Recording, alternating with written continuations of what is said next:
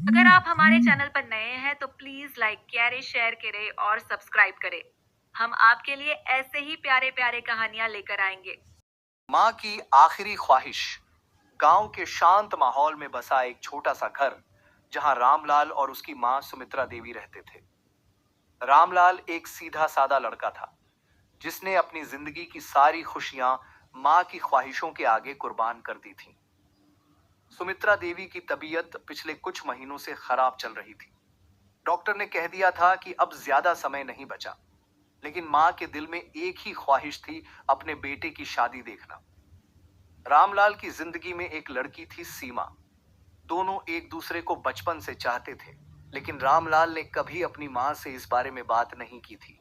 उसे डर था कि माँ की सहमति मिलेगी या नहीं। माँ की चिंता। सुमित्रा देवी रोज भगवान के सामने हाथ जोड़कर कहती, हे भगवान, मेरे बेटे की शादी देख लूं, फिर चैन से मर जाऊंगी। रामलाल माँ को देखता और उसकी आंखें नम हो जाती। वो चाहता था कि माँ की ख्वाहिश पूरी हो, लेकिन हालात इतने आसान नहीं थे। सीमा का त्याग। सीमा भी जानती थी कि रामलाल अपनी माँ से कितना प्यार करता है। उसने खुद ही रामलाल से कहा था, जब तक तुम्हारी माँ मुझे बहू के रूप में नहीं अपनाएगी, तब तक मैं तुम्हारी जिंदगी में नहीं आऊंगी। खुला राज।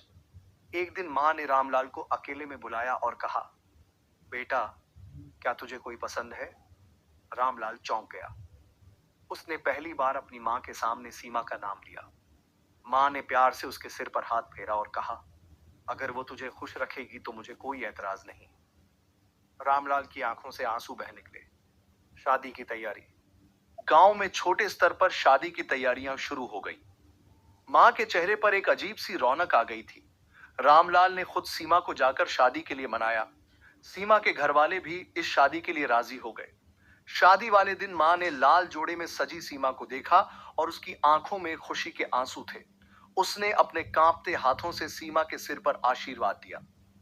आखिरी ख्वाहिश पूरी। शादी के 2 दिन बाद ही माँ का हाल और बिगड़ गया। रामलाल और सीमा दोनों माँ के पास बैठे थे।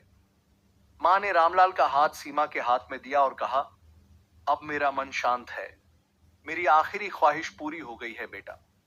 इसके कुछ घंटे बाद सुमित्रा देवी ने अपनी आखिरी सांस ली। आखिरी विदाई। गांव वालों ने कहा, बूढ़ी माँ अपने बेटे की शादी देखकर ही गई है। भगवान ने उसकी ख्वाहिश पूरी कर दी। रामलाल और सीमा ने माँ की याद में हर साल गांव के मंदिर में भंडारे की शुरुआत की। सीख। माँ की दुआओं से बड़ी कोई दौलत नहीं होती। माँ के आशीर्वाद में ही पूरी दुनिया की खुशियां छुपी होती हैं।